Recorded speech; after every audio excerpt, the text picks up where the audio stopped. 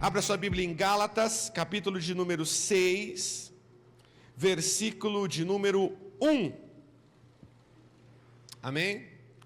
Diz assim a palavra de Deus: Irmãos, se alguém for surpreendido em pecado, vocês que são espirituais deverão restaurá-lo com mansidão. Cuide-se, porém, cada um, para que também não seja tentado. Levem os fardos pesados uns dos outros e assim cumpram a lei de Cristo. Se alguém se considera alguma coisa não sendo nada, engana-se a si mesmo. Cada um examine os próprios atos e então poderá orgulhar-se de si mesmo, sem se comparar com ninguém, pois cada um deverá levar a sua própria carga. O que está sendo instruído na palavra, partilhe todas as coisas boas com aquele que o instrui. Não se deixe enganar, de Deus não se zomba, pois o que o homem semear, isso também colherá. Quem semeia para a sua carne, da carne colherá destruição, mas quem semeia para o Espírito, do Espírito colherá a vida eterna. E não nos cansemos de fazer o bem, pois no tempo próprio colheremos, se não desanimarmos. Portanto, enquanto temos oportunidade, façamos o bem a todos, especialmente aos da família da fé. Amém? Deixa a sua Bíblia aberta, nós vamos voltar ao texto bíblico, mas feche os seus olhos, vamos orar nesse momento, pedir para que Deus fale conosco, em nome de Jesus. Senhor Deus e amado Pai, muito obrigado, ó Deus, pelo rico privilégio que nós temos. Privilégio esse, ó Deus, que muitas pessoas ao redor desse mundo não têm. Muitos irmãos na fé, irmãos em Cristo, gostariam, ó Deus, de estar reunidos como igreja, em um local público, lendo e ouvindo a sua palavra, mas por conta de regimes, por conta de reinos, por conta de congressos, essas pessoas não podem, são perseguidas por causa da sua fé. E Deus, nós temos essa liberdade, e Deus, nós podemos nos reunir, nós podemos ouvir a sua voz, podemos meditar na sua palavra. Pedimos a Deus que o Senhor fale conosco. Pedimos que o Senhor fale exatamente aquilo que nós precisamos ouvir, aquilo que o Senhor nos trouxe aqui para ouvir. Que o Senhor possa quebrantar o nosso coração. Abra, Senhor, os nossos ouvidos. Ilumina, Deus, a nossa mente. Que aquilo que vem, ó Deus, para roubar a atenção, Deus, aquilo, as conversas paralelas, as preocupações do dia a dia, o medo, a ansiedade, as coisas que aconteceram, as coisas que vão acontecer, que às vezes vem na nossa mente, ó Deus, e nos rouba desse momento. Pai, não permita que essa pessoa, Deus, tenha entrado nesse lugar, tenha cantado, tenha ofertado, tenha orado, e ela saia daqui vazia, sem, ó Deus, a sua instrução. Deus, que eu não te atrapalhe, que eu não venha ser, ó Deus, uma pedra de tropeço aos meus irmãos, mas apenas uma ferramenta nas suas mãos, em nome de Jesus, amém, e graças a Deus, amém? Amém ou não amém? Amém. Normalmente, dificilmente, para falar a verdade, eu faço isso, mas a mensagem de hoje, eu quero pedir para você uma atenção redobrada, porque talvez ela pode ser um pouco difícil para algumas pessoas, porque ela vai exatamente de encontro a algo que normalmente a gente pensa, só que olhando para a palavra de Deus, não é. Então, por favor, redobre a sua atenção hoje, ok? 2 alertas nós já recebemos da parte de Deus para o nosso ano. Nós iniciamos essa série no 2º domingo do mês de janeiro, ou seja, 2 domingos atrás, e nós já recebemos 2 alertas da parte de Deus, que é, o primeiro, seja humano, e o segundo, que nós ouvimos no domingo passado, seja responsável. A verdade, irmãos, é que essas duas coisas, ser verdadeiramente humano, ser alguém humano, alguém que pensa nos outros, que tem empatia, que é misericordioso, e ser alguém que é responsável com aquilo que Deus entrega nas mãos, essas duas coisas podem ser encontradas na vida de muitas pessoas que não vieram nem no primeiro domingo, nem no domingo passado. A gente encontra muitas pessoas aí fora que talvez são mais humanos do que muito cristão. Nós encontramos muitas pessoas aí fora que talvez são mais responsáveis do que muita gente que se diz de Deus.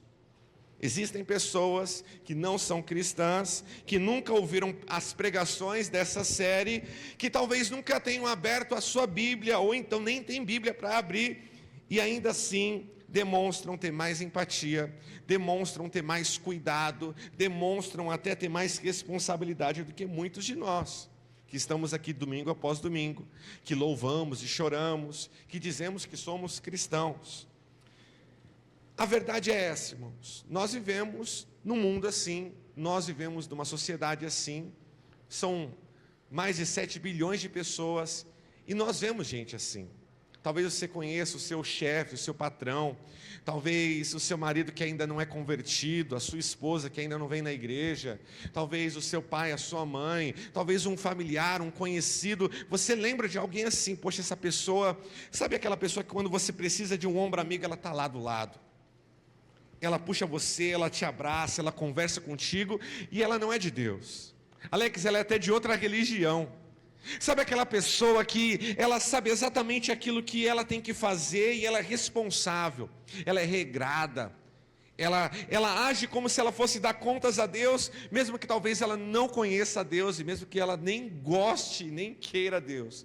Todo mundo deve conhecer alguém assim. Responsabilidade, empatia não são coisas próprias e exclusivas da fé cristã. E diante de verdades como essa, surge uma pergunta honesta. Então, o que nos diferencia de quem está lá fora? Se você ouviu os outros 2 últimos sermões, e você tem na sua mente que precisamos, nesse ano, ser mais humanos e ser mais responsáveis, o que então nos diferencia? O que nos torna, nós cristãos, diferente das pessoas que estão aí fora?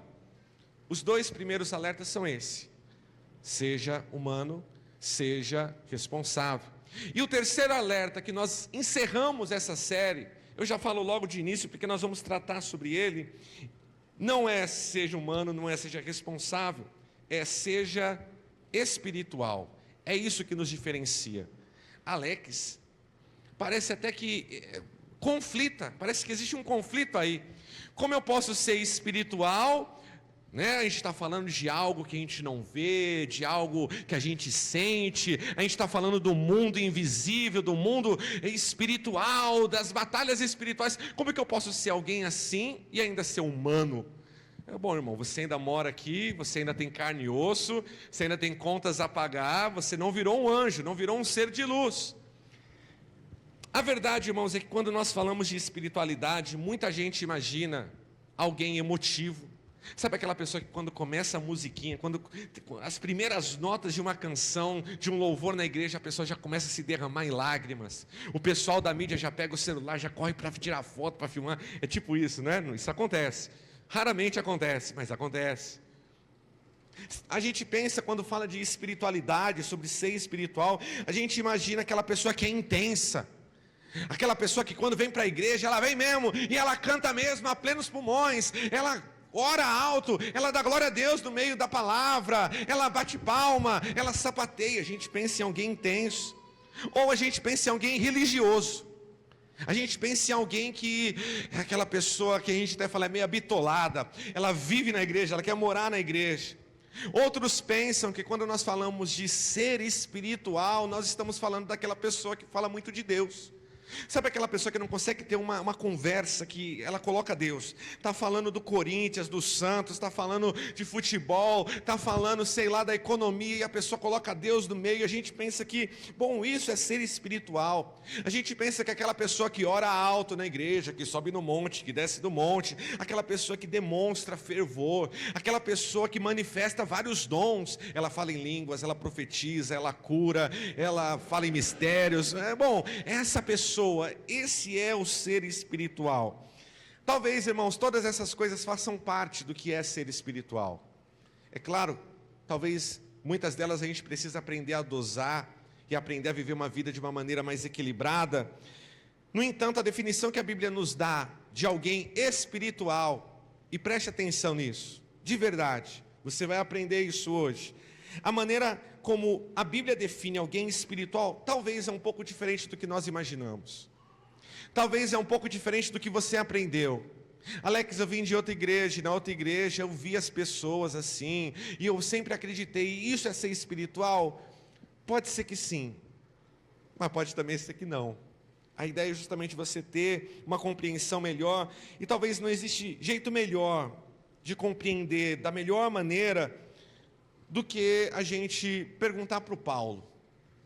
O apóstolo Paulo mesmo, esse homem que escreveu a carta de Gálatas, e que é o escritor do Novo Testamento que mais se direciona a pessoas que ele nomeia, que ele denomina como espirituais. Paulo, por 12 vezes em todas as suas cartas, ele usa esse termo, espirituais. Em 9 dessas vezes ele está falando de dons, ele está falando de ministérios, ele está falando de coisas espirituais. E nas outras vezes, Paulo está falando exatamente a pessoas. A gente como eu e você, homem, mulher, assim como nós. Paulo está falando a nosso respeito. Resumidamente, Paulo ele não define espiritualidade por dons. Paulo não olha assim, olha, quantos dons você tem? Eu tenho 2, 3, 4. Então você é espiritual. Olha, eu tenho um dom e está meia boca ainda, então você não é espiritual. Paulo não define espiritualidade por dons. Paulo não define espiritualidade pelas as expressões de linguagem. Você fala varão, você fala varoa, você fala bênção, você fala olha, oh glória, você fala misericórdia. Não, Paulo ele não define espiritualidade assim. Não são as roupas da pessoa, usa terno, usa gravata, não usa gravata, é saia na canela, saia no joelho, não usa saia. Não é por causa da roupa, e também não é nem pela intensidade que a pessoa demonstra as emoções no culto. Tem gente que vem para o culto e chora, e tudo bem, irmão, glória a Deus pela sua vida. Tem gente que vem para o culto e é um pouco mais contido. A pessoa, ela ora, ela canta, mas ela não canta tão alto, ela não ora tão alto, mas ela está fazendo ali o papel dela, ela está falando com Deus, está tendo intimidade com o Senhor. E Paulo ali não fala que aquele que é mais espiritual é quem grita mais, e aquele que é menos espiritual é aquele que é mais quietinho.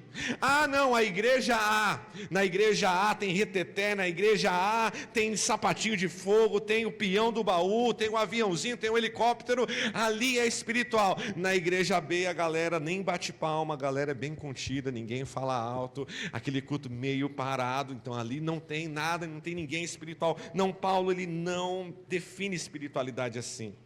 Mesmo que seja óbvio demais, a primeira coisa que Paulo ele nos mostra nesse texto de Gálatas 6 é que nem todos que estão na igreja são espirituais. Como eu disse, pode parecer óbvio, mas precisa ser dito. Nem todas as pessoas que congregam, nem todos que estão aqui são espirituais. Gálatas 6, versículo 1, que nós lemos, olha só, acompanha comigo. Irmãos, se alguém for surpreendido em algum pecado, vocês, preste atenção, vocês aí, que são espirituais, deverão restaurá-lo. Lembre-se que Paulo está escrevendo essa carta a uma igreja, ou melhor, as igrejas da Galácia, era uma região.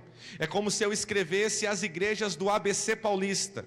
É uma região, Santo André, São Bernardo, São Caetano, Diadema. Eu estou falando de uma região, estou escrevendo uma carta para igrejas dessa região toda. Paulo escreve uma carta para igrejas da região da Galácia.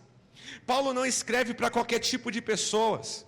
Paulo escreve aos seus irmãos na fé, a pessoas que são seus irmãos em Cristo Jesus. Ainda assim, Paulo não diz, olha, se um irmão for surpreendido em pecado, todos vocês. Paulo não diz isso.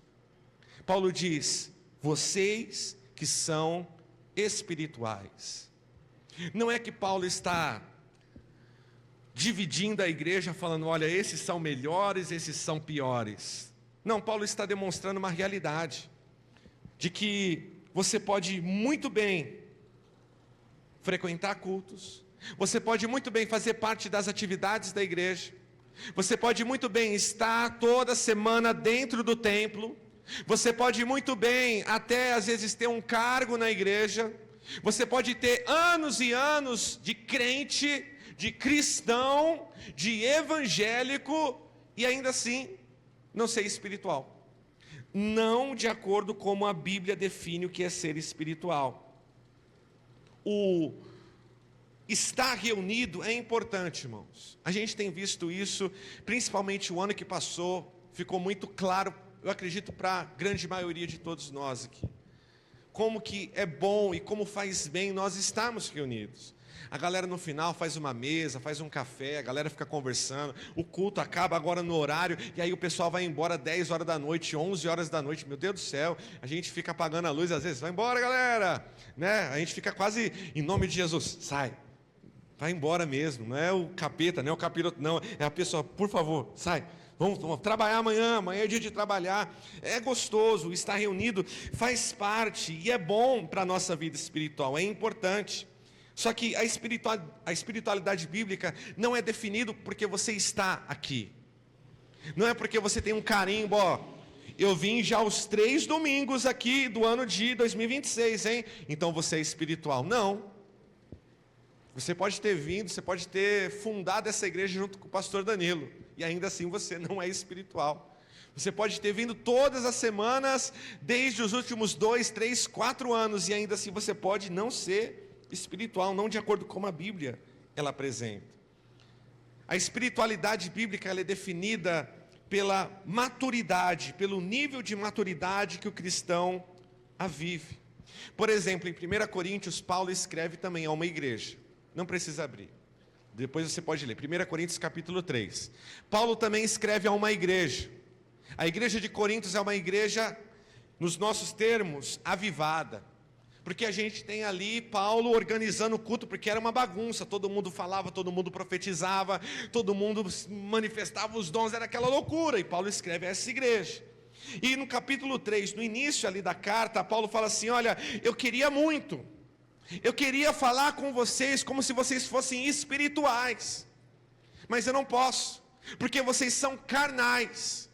E aí você pensa assim, mas essas pessoas se desviaram? Essas pessoas estão com um pé, é o crente Raimundo, um pé na igreja e outro no mundo? Não! O que Paulo ele vai jogar a luz e nos ensinar, quando ele separa aqueles que são espirituais daqueles que são carnais e que estão dentro da igreja, ele fala assim, porque vocês são carnais, porque vocês agem como crianças, porque vocês são imaturos, são crianças de Cristo. São pessoas que vão aos cultos, frequentam, tomam ceia, já se batizaram, participam, ofertam, mas de algum momento, por algum motivo, você continua ainda sendo uma criança na fé. A espiritualidade bíblica ela é definida pela maturidade com que o cristão a vive. Em outras palavras, ser espiritual não é algo automático.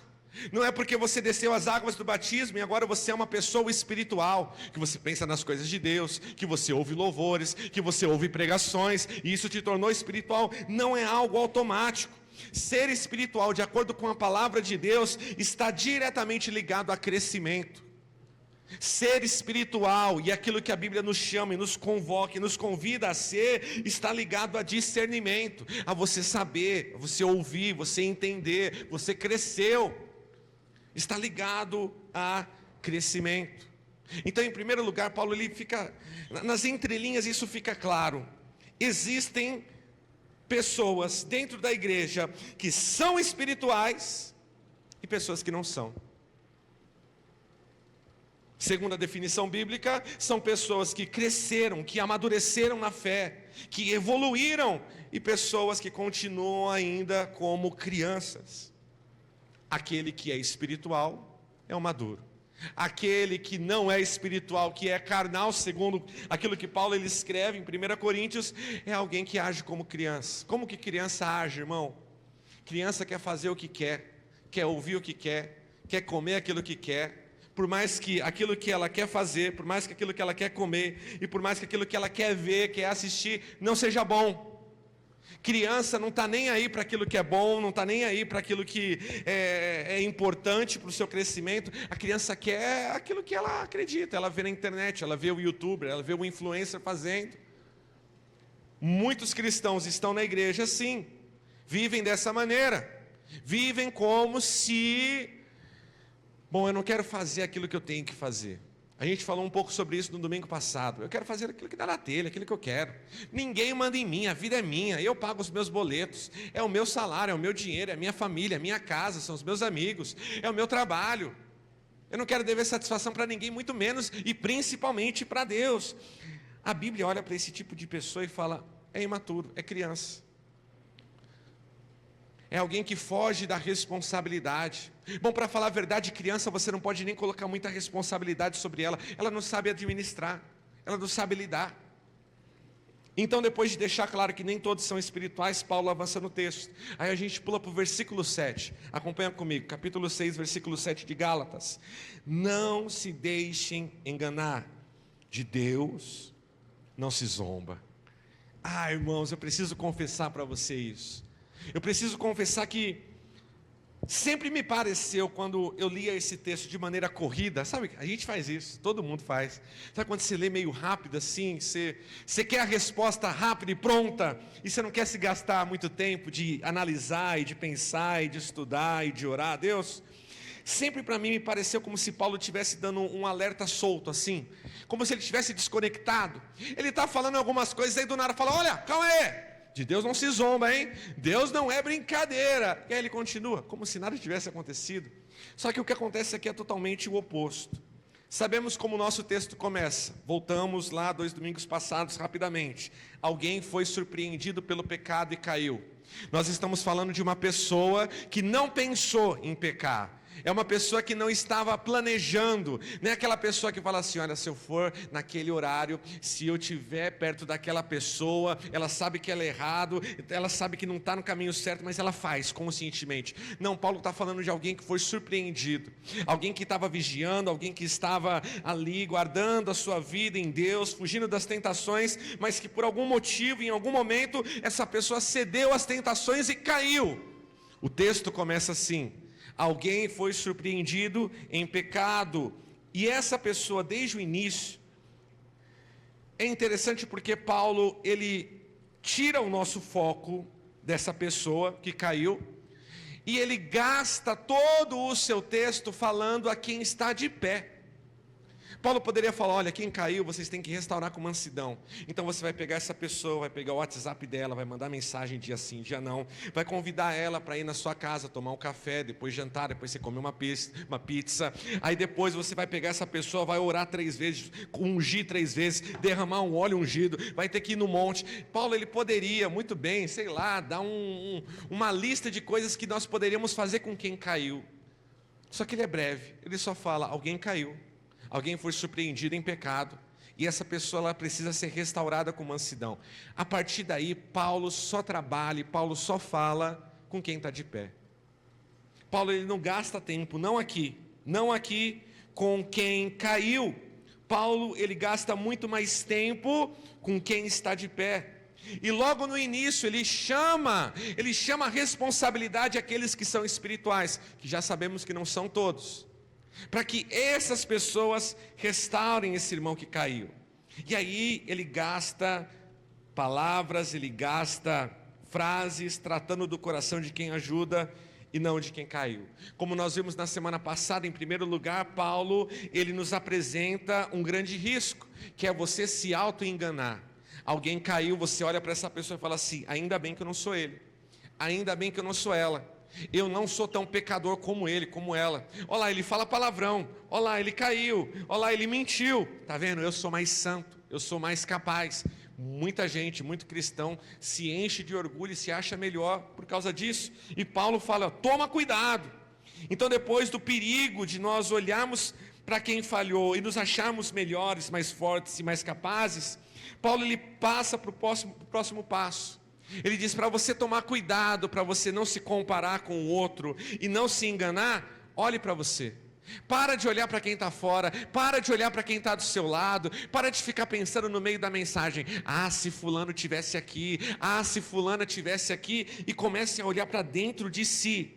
E por fim ele nos lembra: existe para todos nós uma responsabilidade, e é por isso que você tem que olhar e cuidar muito mais da sua vida, porque existem responsabilidades que Deus colocou sobre cada um de nós, e que todos nós vamos dar conta para com Deus.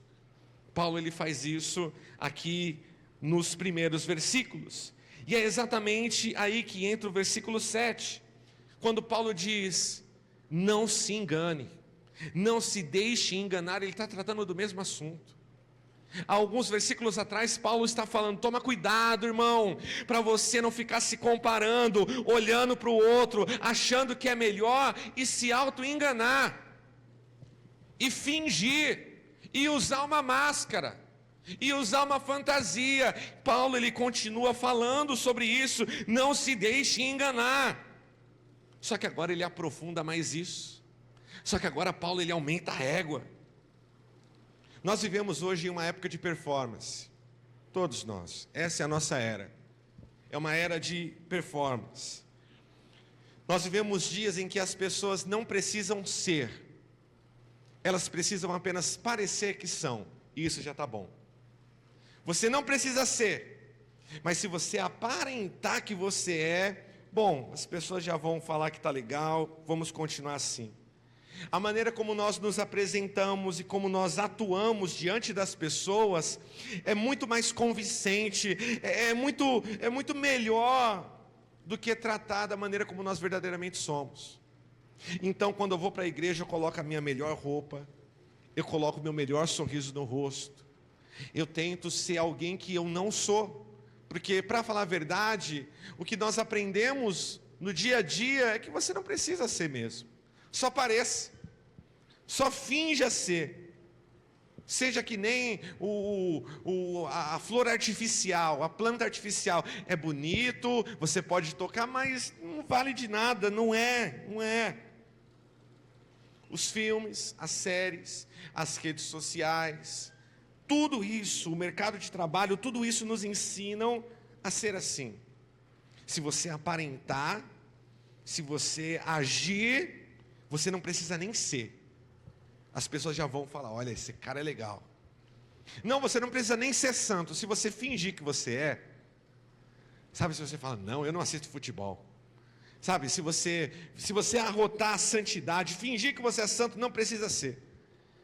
Se você fingir que você é crente, bom, as pessoas vão comprar essa ideia. O pastor não vai nem perceber. Os voluntários vão te cumprimentar e não vão nem sacar isso. Bom, é só você fingir. Nós passamos a nos importar muito mais com o tipo de corte do nosso cabelo, com a roupa que nós vestimos, com o jeito que nós falamos, porque isso comunica muito mais daquilo que nós não somos, e a gente consegue esconder a mentira que nós contamos para nós mesmos de quem somos. Você consegue empurrar de novo para baixo do tapete tudo isso.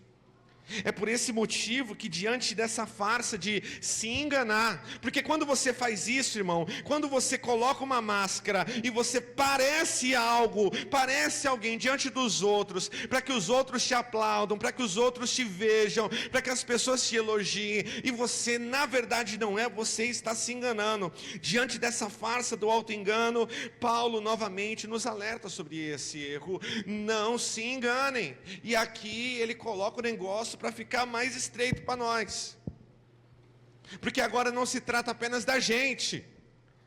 Paulo agora ele olha e fala assim: não se enganem, você já foi alertado sobre você mesmo, mas Paulo agora fala assim: olha, não se enganem, porque isso também se trata sobre Deus, porque de Deus não se zomba. Hoje muitos de nós vivemos uma espiritualidade que é uma fachada, é uma espiritualidade de vitrine, onde as pessoas passam, vêm, nos aplaude, nos elogia, e alguns de nós nem isso, não é verdade? Muitos de nós vivemos uma espiritualidade de discurso, uma espiritualidade que é construída, que você bola, que você projeta, que você faz para ser visto pelos outros, quando Deus, que enxerga tudo, sabe que isso é mentira. Muitos imaginam que Deus ele se impressiona com as palavras bonitas que nós falamos. E aí você vai fazer aquela oração, você tem que fazer aquela oração de Senhor meu Deus, aquela coisa, sabe, rebuscada, falar umas palavras difíceis. A gente pensa que Deus ouve isso e fica no céu: meu Deus, não, Ele é o próprio Deus. Ele fala: Gabriel, Olha só como aquela pessoa ora bonito, para os céus, para a adoração no céu, e vamos ouvir como que a fulana ora bonito. Nós pensamos que a nossa oração, a maneira rebuscada como nós oramos, impressiona a Deus. Nós pensamos, irmãos, que a nossa aparência faz com que Deus, olha lá, a verdade, a pessoa era do mundo, a pessoa não era de Deus, olha como que ela se vestia, agora ela falou que é de Deus e ela se veste diferente, e aí a pessoa pensa que é só isso, é só trocar roupa, é só mudar o corte de cabelo, é só colocar uma gravata. Não, gravata não, coloca jeans e camisa preta, que a nossa igreja é church, não precisa da gravata. Então, é isso, e isso vai fazer com que Deus olhe para mim e fale: olha só, esse daí é meu, esse é dos meus. Não, a gente pensa que o envolvimento nosso com a obra vai impressionar Deus.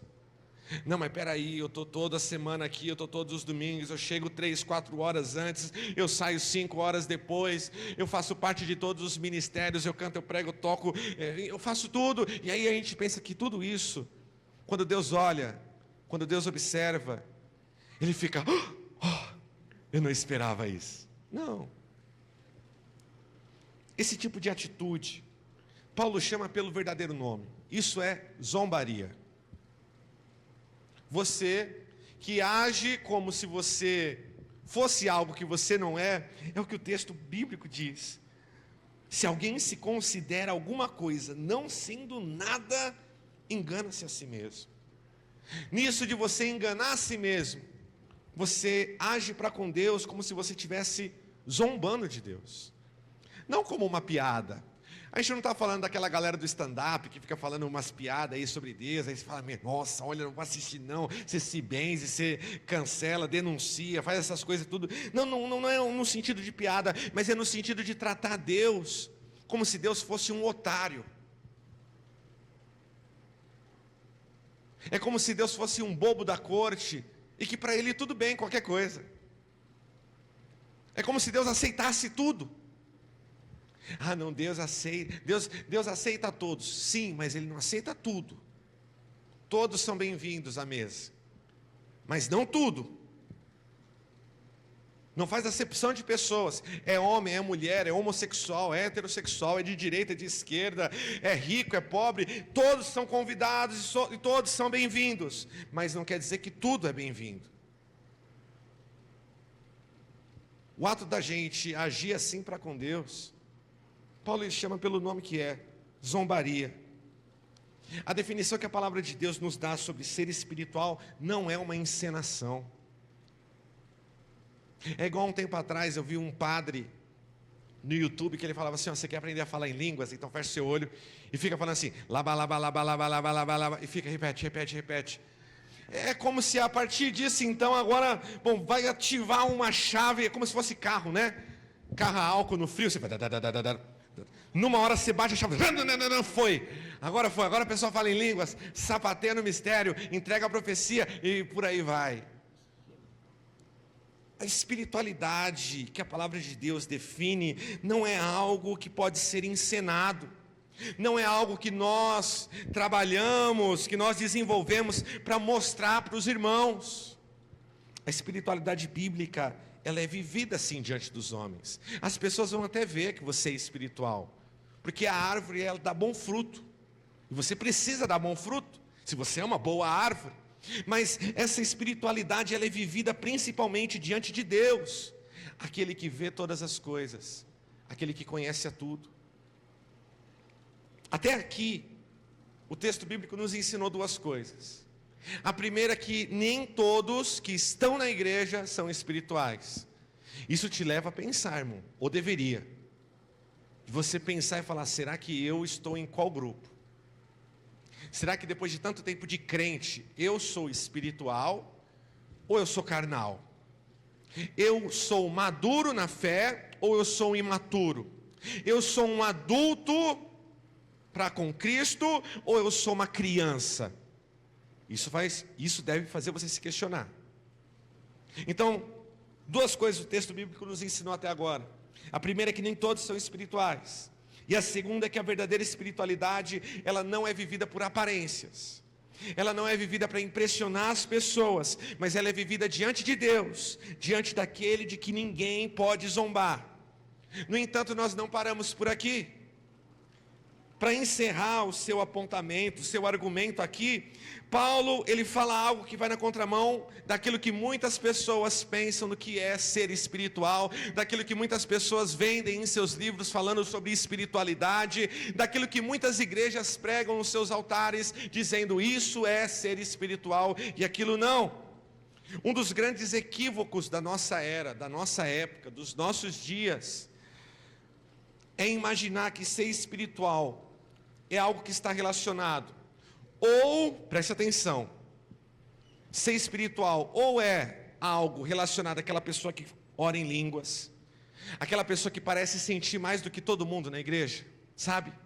Está todo mundo aqui, contido, e aí tem alguém jogado no chão, ranho no nariz, aquela coisa, aquela lástima, você fala, meu Deus, só o anjo veio só para ela só. O Espírito baixou só nela, né?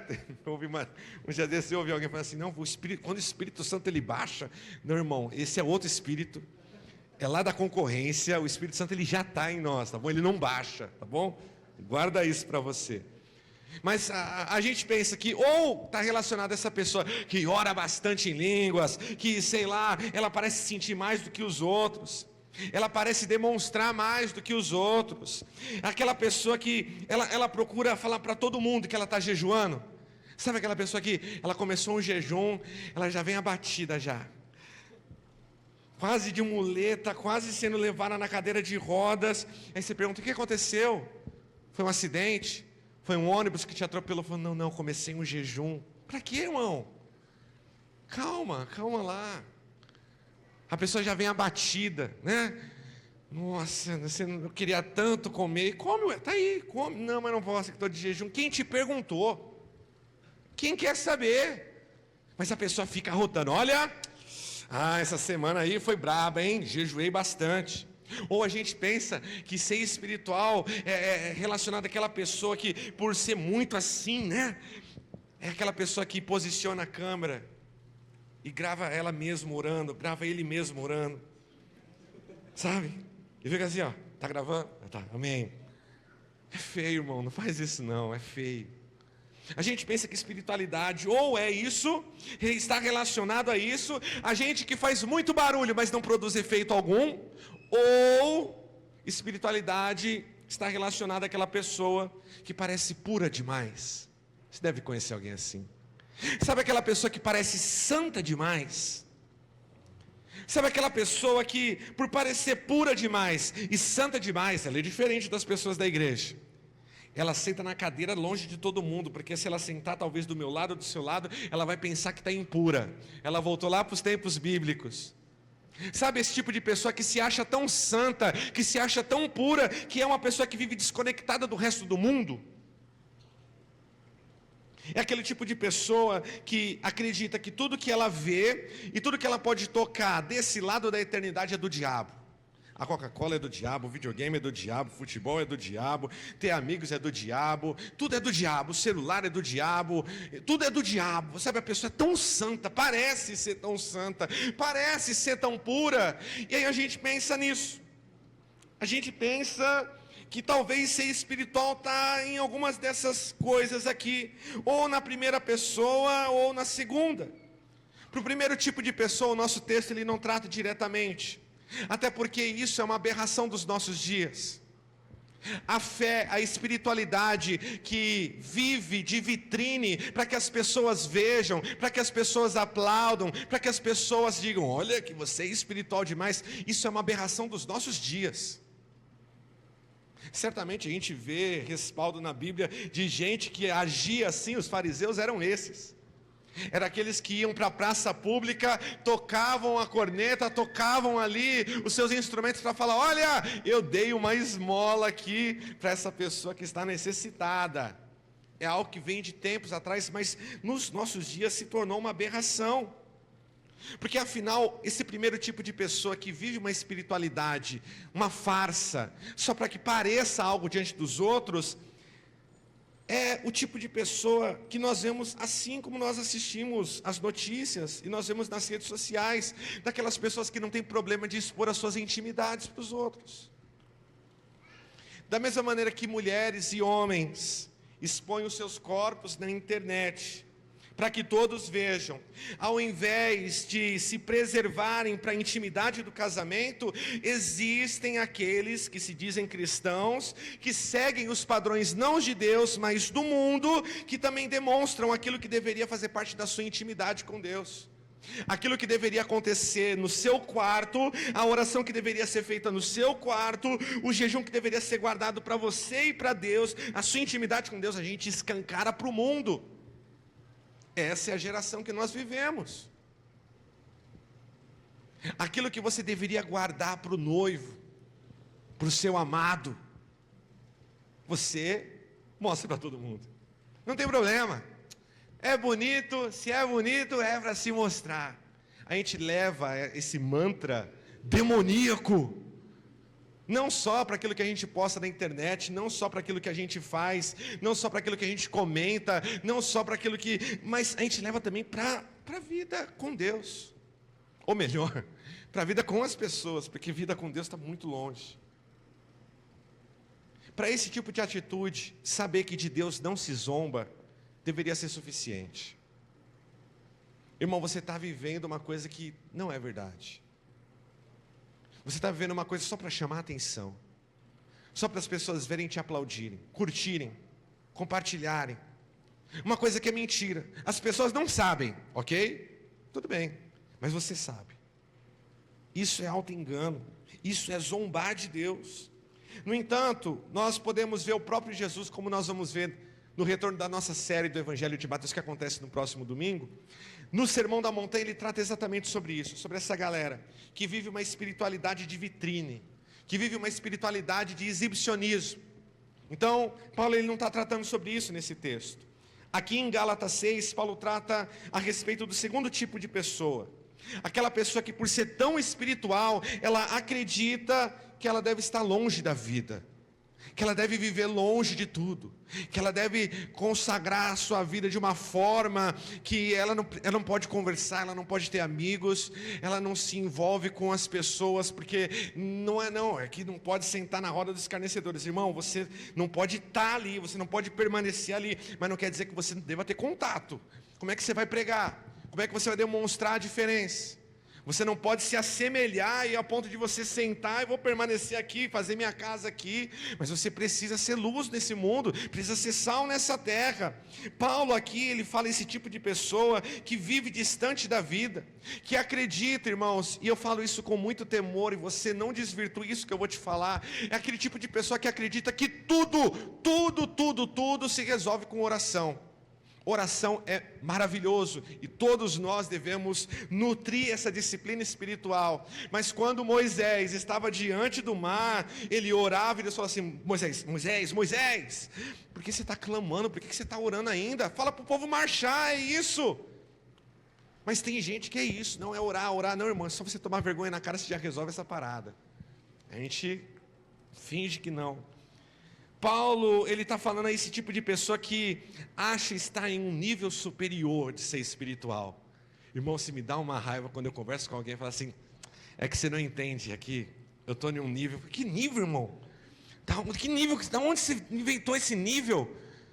Você fez um curso para estar nesse nível? Eu não fui, eu faltei nesse dia na igreja. Alguém foi condecorado, tinha, sei lá, que loucura que é essa? Paulo fala esse tipo de gente. Para Paulo, ser espiritual não é ser neutro, não é alguém que cruza os seus braços e fala: não, só vamos crer. Crer é importante, orar é primordial.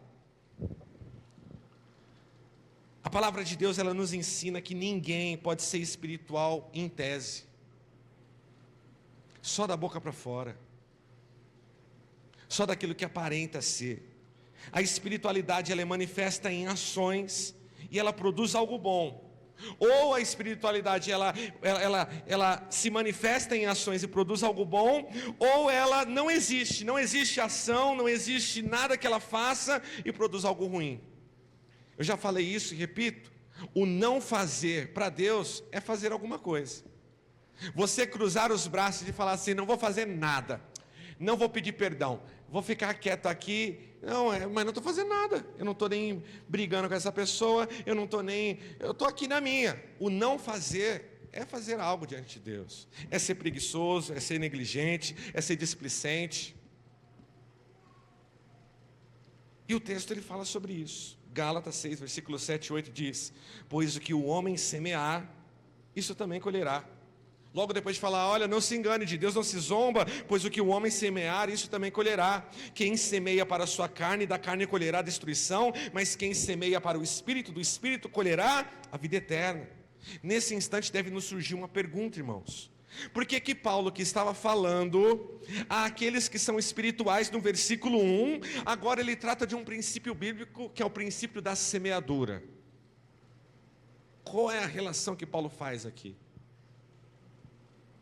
Por que o apóstolo Paulo, que inicia esse capítulo convocando alguns irmãos à restauração do outro que caiu, agora fala sobre o homem que planta e sobre aquilo que esse homem ele colhe?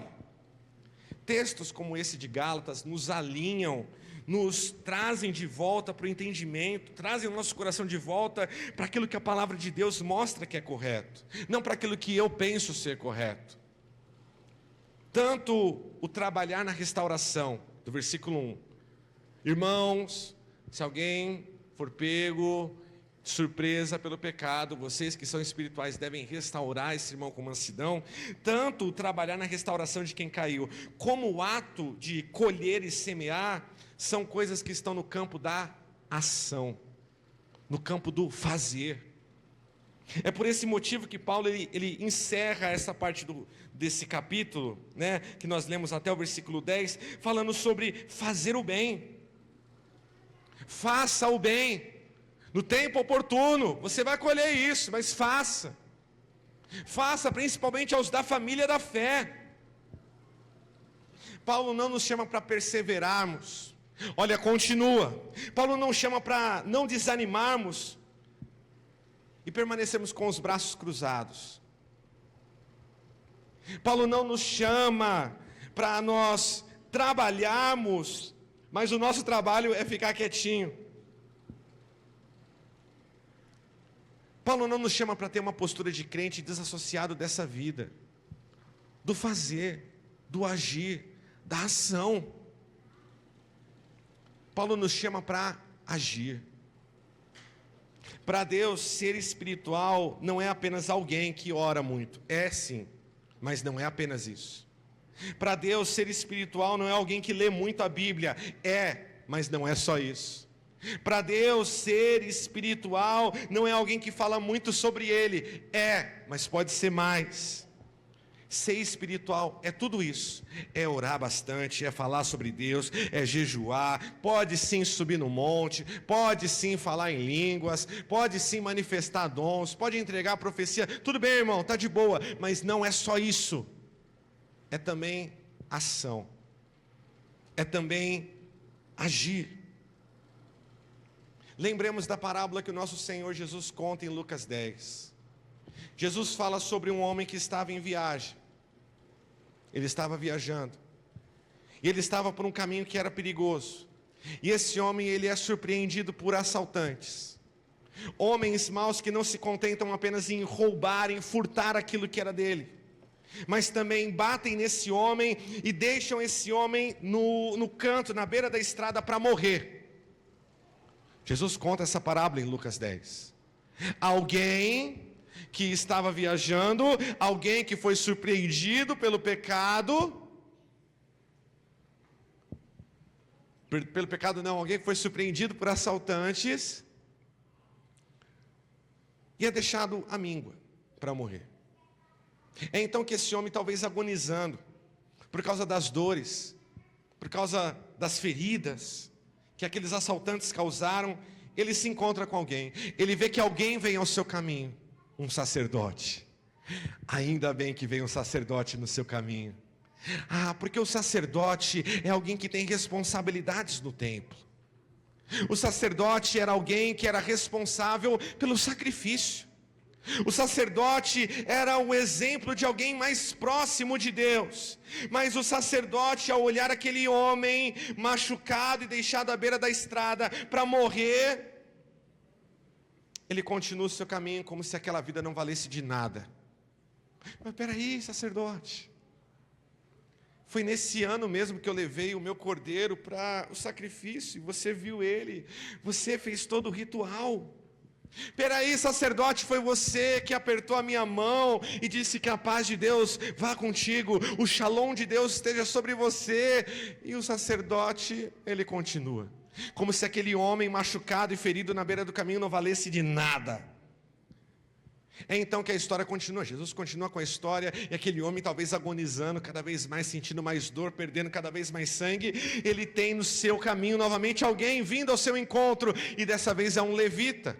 E não pense você que é a galera que faz o louvor, galera que faz o louvor não é levita, porque Will, você tem descendência judaica, tribo de Levi, tem que puxar aí, né? Não, se você não tem, irmão, e se você não flutua, você não é levita, amém? A galera do louvor aí já sabe disso. O levita aqui era aquela pessoa que era responsável, tinha responsabilidades no templo também. Era a pessoa que também era responsável pela música, sim. Mas o levita, nos tempos bíblicos, nos tempos do templo, era como se fossem os nossos voluntários também. O levita era aquele que cuidava do templo, era aquele que limpava, aquele que fazia a guarda, aquele que tocava, aquele que cantava, aquele que compunha, aquele que ajudava o sacerdote. Aquele homem vá de encontro, finalmente, aquele rapaz que estava ali ensanguentado no caminho, quase à beira da morte, só que aquele levita faz a mesma coisa que o sacerdote faz. Ele continua o seu caminho, como se aquele homem que está ali prestes a morrer não valesse de nada. É então que Jesus ele choca os seus primeiros ouvintes. Preste atenção. Hoje nós falamos do bom samaritano e nós falamos como se fosse algo bom mesmo. A gente tem um hospital samaritano, a gente tem aí fora pessoas que nem conhecem a Deus, mas quando vem alguém fazer algo bom, você vai dar uma de bom samaritano. A gente sabe que isso é bom hoje. Mas quando Jesus ele usa essa figura, a figura do samaritano, quando surge nessa parábola aqui que Jesus conta, essa figura do samaritano produz o mesmo efeito, preste atenção. A figura do samaritano, para aqueles que estão ouvindo, produz o mesmo efeito, como se Jesus falasse hoje para quem diz que vota na direita, que o samaritano aqui é o Lula. Misericórdia, Alex, está amarrado. É esse mesmo efeito. É como se Jesus ele falasse assim para quem vota na esquerda, que o samaritano aqui é o Bolsonaro. Dá essa estranheza. Você fala, não pode ser. Os primeiros ouvintes de Jesus, eles ouviram isso, falando, não, poderia ser qualquer pessoa. Mas um samaritano? O samaritano não é alguém que come na nossa mesa, não é alguém que a gente dialoga, não é alguém que a gente conversa, não é alguém que a gente quer perto. Você vai usar logo essa figura. E Jesus usa exatamente isso. A figura do bom samaritano, que nós conhecemos como bom, mas aqui era só um samaritano, produz exatamente esse desconforto para quem ouvia pela primeira vez. Era algo impensável. Mas ele foi o único disposto a parar aquilo que ele estava fazendo, a se ajoelhar e cuidar daquele homem, cuidar das feridas daquele homem. Jesus ele conta essa parábola em Lucas 10, respondendo a pergunta de uma pessoa que fala assim: Jesus, Senhor, mestre, quem é o meu próximo? Quem é esse que eu devo amar? E aí Jesus conta essa parábola para falar, olha, o seu próximo é esse. Quem agiu aqui? O samaritano agiu com amor ao próximo. O próximo desse samaritano era esse homem que estava ali. Mas é interessante olhar para essa história e perceber que por algum motivo, Jesus ele demonstra que quem está mais próximo, mais perto da espiritualidade que a Bíblia define, não é o sacerdote, não é o levita. Esses que desfrutavam dos status religiosos da época, mas é alguém que ninguém esperaria. Ser espiritual é agir, irmão. Não é só orar, ore. e ore muito. Esteja nas quartas-feiras, se programe. Você só vai vir 2 vezes ali na semana, quarta e domingo. Olhe lá quando tiver o nosso discipulado, aí você vem num sábado e olhe lá. Se programe, ore bastante. Mas saiba que você precisa orar e você também precisa agir. Ao longo dessas 3 semanas, Deus nos deu 3 alertas simples, mas profundamente exigentes. Seja humano, seja responsável e seja espiritual. Esses alertas de Deus, eles nos trazem para perto e alinham o nosso coração, para que o nosso coração esteja alinhado com o coração de Deus. Eu sei que a gente já está terminando janeiro, o tempo está passando muito rápido, você piscou e acabou praticamente já o primeiro mês desse ano. Mas o começo do ano, normalmente a gente inicia ali, chegando para Deus com uma lista de pedidos. Queremos um emprego melhor, queremos um salário melhor, uma porta aberta, uma cura, a conversão de alguém da nossa família, a mudança de cenário. E de verdade não há nada de errado de você pedir. Não há nada de errado de você levar essa lista de pedidos para Deus e falar: Senhor, eu preciso, eu quero. Você pode pedir, se Deus vai fazer, é outros 500. Se esse é o melhor de Deus para a sua vida, é outros 500. Mas você pode, a Bíblia nos ensina, a Bíblia nos encoraja a pedir. O problema, irmãos, é quando nós achamos que a obra de Deus, ela começa pelo lado de fora, quando Deus está interessado, antes de tudo, de trabalhar aqui dentro. Muitas vezes nós oramos para Deus, nós buscamos em Deus, para que Deus mude as situações, quando aquilo que Deus ele quer mudar não são as situações, mas é a nossa postura diante da vida. A nossa postura diante das dificuldades. Eu oro para que Deus mude, eu oro para que Deus faça, eu oro para que Deus abra a porta, para que Deus cure, mas às vezes aquilo que Deus ele está querendo fazer na sua vida não é mudar o cenário, agora não, é mudar o seu coração. Nós pedimos e nós oramos para que Deus faça algo novo, enquanto nós ignoramos aquilo que Ele pediu. Eu não quero que Deus ignore a minha oração, então eu peço, e você espera que Deus ouça tudo e cumpra tudo, mas aquilo que Deus pediu, você abre mão, você esquece, tem amnésia, foge. Seja humano, seja responsável, seja espiritual. São 3 alertas, são um chamado de Deus para que a gente viva de um jeito que agrade o coração de Deus. Isso não é barganhar com Deus. Ninguém aqui está te ensinando e falando que você tem que ser bonzinho. Se você for bonzinho, então Deus ele vai te dar um presentinho, vai te dar uma estrelinha. Não, irmãos. O que nós aprendemos do Evangelho é que a graça de Deus ela nos salva sem a gente merecer. Não é pelos nossos méritos. Você não fez nada para que Deus olhasse do céu e falasse assim: merece. O Alex merece agora ser salvo. O Júlio merece. Agora fez certinho. Não há nada que nós tenhamos feito que moveu Deus a olhar para mim, para você, falando que nós merecemos. Não, a salvação ela é de graça, é por isso que se chama graça. Nós não merecemos. Favor imerecido. Só que a salvação que vem pela graça, a graça que nos concede a salvação, essa salvação também precisa, e ela exige de nós, uma mudança a ponto de que as nossas atitudes não são mais como antes. Cristo te salvou, amém? Você crê nisso? Você não precisa fazer outra coisa. Alex, e se eu preciso dar mais R$1.000, né? Aí ele vai me salvar. Não tem nada do que você faça vai mudar. Cristo te salvou. O tetelestai, né, o está consumado olha, não há mais nada que fazer. Está completo. A obra está completa. Só que o fato de você ter sido salvo por Deus te chama a viver hoje uma vida que reflita o fato de você ter sido salvo. Te convida agora a você viver de uma maneira diferente. Porque não adianta falar que você foi salvo, que você vem à igreja, que você gosta de Deus, Deus é o seu melhor amigo, se você não vive assim. Eu tenho aprendido com Deus ao longo da minha caminhada com Ele, e eu queria compartilhar isso com você. Que sempre, e é uma coisa meio maluca, porque a gente luta contra isso. Mas sempre quando eu me esforço, pela graça de Deus, porque pela minha, é como o Will, quando ele abriu o culto, ele falou, não é pela força do nosso braço, não. Sempre quando eu me esforço, porque Deus tem me dado essa força para buscar agradar o coração de Deus, não por interesse, não porque eu quero fazer uma troca, olha, se eu fizer isso, o Senhor vai me dar aquilo, não, porque eu quero ser obediente.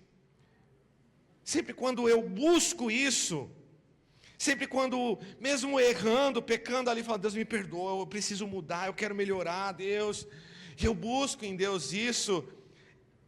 É maluco ver, é doido ver como Deus ele age, começa a agir em áreas da minha vida que antes eu lutava sozinho e eu nunca conseguia nada. E aí agora destrava. E aí agora acontece. Não é porque eu estou barganhando, olha, eu vou ser mais humano, eu vou ser mais responsável, eu vou ser mais espiritual, e agora Deus vai olhar para mim e falar assim, bom garoto, vai passar a mão na minha cabeça e vai me dar um petisco. Não, não é isso. É que você entendeu, olha tudo que Deus já fez por mim.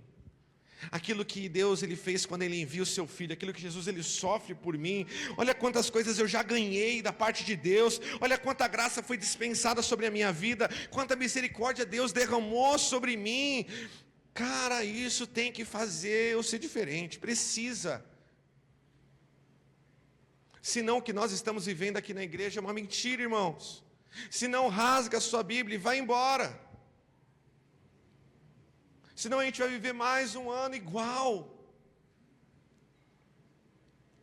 Ser mais humano nos ensina a olhar para o outro, a ver que nós não somos o centro do mundo e que existem pessoas que precisam da nossa ajuda. Ser responsável nos ensina a olhar para nós mesmos, não com uma atitude de orgulho, como se eu me achasse melhor, superior aos outros, mas saber das minhas limitações, das minhas fraquezas, o que eu preciso mudar, o que precisa ser transformado em mim. E ser espiritual nos ensina a viver tudo isso diante de um Deus que vê tudo, que conhece tudo. Quando essas três coisas caminham juntas, e guarde isso, porque esses são os três alertas de Deus. Eu creio de verdade, irmão, que Deus ele poderia ter falado ao meu coração e mexido com a minha cabeça a ponto de eu não esquecer. Aquele negócio, sabe quando Deus fala contigo, nada apaga, nada tira. Eu sei que Deus poderia ter dado uma outra palavra, falar assim, olha, esse é o ano das portas abertas, e se você vir 12 domingos aqui, nós vamos ungir você, e você vai... sei lá, se Deus falasse para fazer, a gente faria, mas Deus não falou. O que Deus nos deu para esse ano são três alertas. Da necessidade de nós olharmos mais para o lado. Da necessidade de nós entendermos melhor a dificuldade das outras pessoas.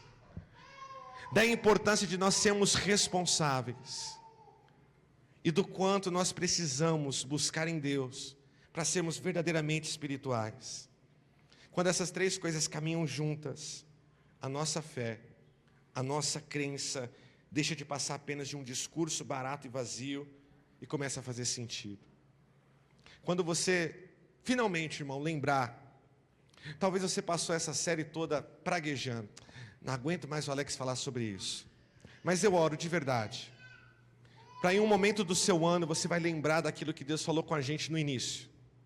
E talvez você vai lá no YouTube, porque a gente não vai estar mais pregando sobre isso, vai estar lá gravado, e você vai assistir de novo. E você vai entender que quando essas três coisas elas caminham juntas, algo acontece. Algumas coisas são destravadas. Não é porque a gente está fazendo um joguinho com Deus, mas é porque a gente entendeu que a minha maior missão nessa terra não é ter as coisas, até porque as coisas, quando eu penso que eu tenho elas, são elas que me têm. A minha maior missão nesse mundo é buscar com todo o meu coração, agradar o coração de Deus. E tem uma canção, a gente não vai cantar ela, calma, galera do louvor já fica anotando já. Mas tem uma canção lá dos anos 2000, do Toque no Altar. O Rafa já ficou feliz ali. Mas o refrão da canção é exatamente assim: eu sei que tu cumprirás o desejo do meu coração se eu te buscar. É impossível alguém estar perto de ti e as suas bênçãos não ter. Eu creio de verdade nisso. O problema é que às vezes a gente busca mais as bênçãos. O problema é que às vezes a gente busca mais as coisas. E a gente não se preocupa em estar perto de Deus. Eu quero estar perto mesmo da minha Lamborghini. Eu quero estar perto mesmo da minha BMW, da minha casa própria. Isso que eu quero estar perto. E a gente troca, inverte as coisas. De verdade, irmão, quando você entender, talvez não vai ser hoje. Talvez vai ser um momento que vai dar um estalo na sua mente. E aí você vai lembrar do que nós falamos no segundo domingo desse ano, no terceiro domingo desse ano e no quarto domingo desse ano. Talvez a maior resposta para as nossas orações não comece com Deus mudando tudo ao nosso redor hoje, mas com Ele mudando primeiramente quem nós somos aqui dentro. Isso deve estar na nossa mente, no início desse ano e no decorrer de 2026. Que Deus nos ajude e que Ele tenha misericórdia de nós. Se coloque de pé no seu lugar.